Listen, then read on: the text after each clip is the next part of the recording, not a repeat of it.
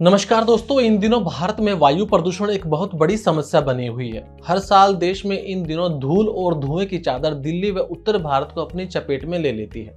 इस बढ़ते प्रदूषण के चलते कई बार ऐसा देखा गया है कि ग्लोबल इवेंट कैंसिल हो जाते हैं।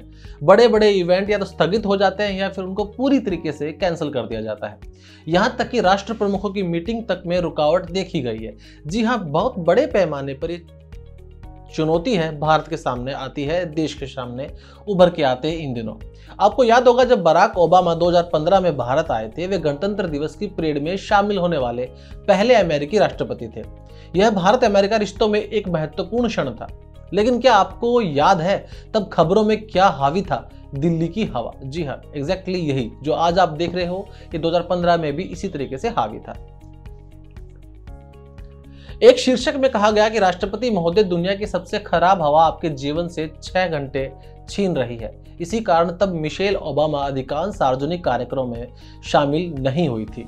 इस बार क्रिकेट के विश्व कप के साथ भी यही कहानी दोहराती हुई दिखाई दे रही है।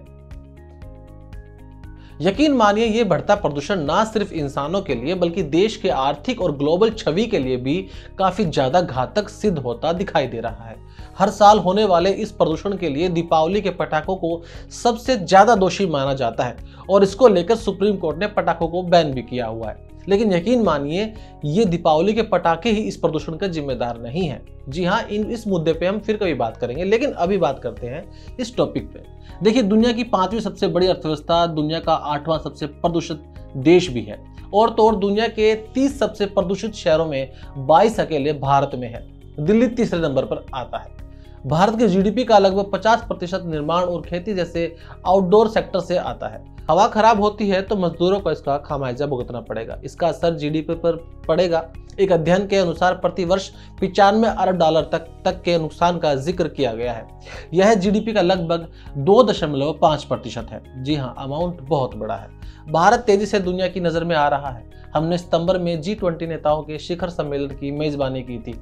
जरा सोच कर देखिए, अगर वैसा कोई इवेंट अभी होता तो सुर्खियां बहुत अलग होती। लेकिन हर साल बढ़ते प्रदूषण के बीच सवाल भी एक ही है, आखिर अब आगे क्या होगा? जिम्मेदारी कौन लेगा? सरकारें क्या करेंगी? आखिर कब तक ये आरोप प्रत्यारोप चलता रहेगा? लेकिन अब बस और नहीं, अब समय आ गया है कि देश का नागरिक और मतदाता नेताओं को उनकी जिम्मेदारी का एहसास कराए और जल्द से जल्द इस समस्या को रोकने का उपाय उनको तलाशने पर मजबूर करे।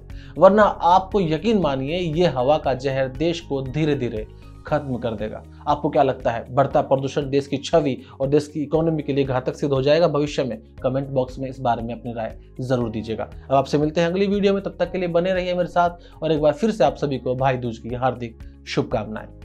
धन्यवाद।